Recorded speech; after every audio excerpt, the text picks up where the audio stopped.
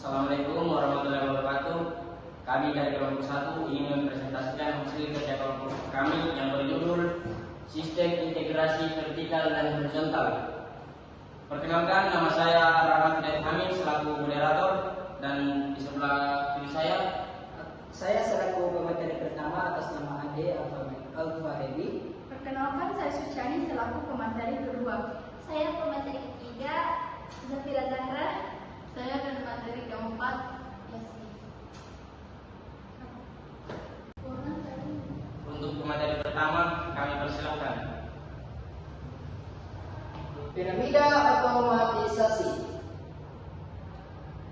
Definisi: piramida integrasi sistem otomasi adalah kerangka kerja yang konseptual yang memvisualisasikan integrasi berbagai sistem, proses, dan teknologi dalam suatu organisasi untuk mencapai komunikasi yang lancar, pertukaran data, dan otomasi alur kerja.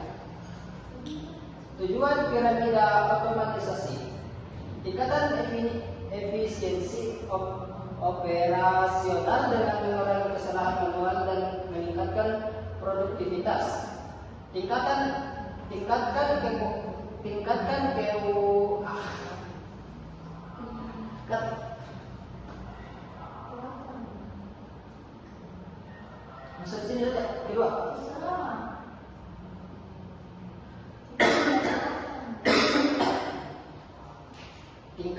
keakuratan dan konsistensi data dengan mengotomatisasikan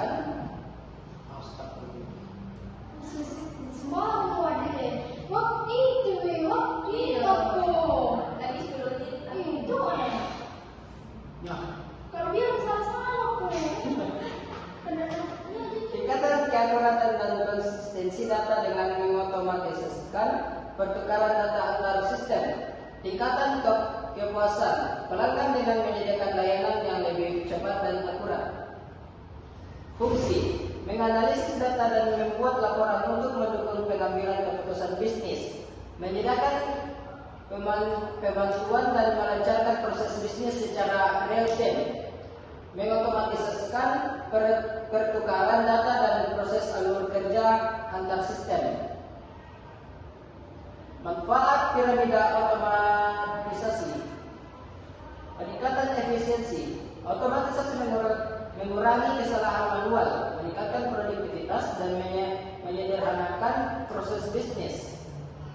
Peningkatan visibilitas, pemantuan dan pelacakan waktu yang memberikan wawasan tentang proses bisnis, memungkinkan pengambilan keputusan yang lebih baik. Keunggulan kompetitif, integrasi yang mulus memungkinkan organisasi untuk memproses dengan cepat kondisi pasar yang berubah, meningkatkan daya saing.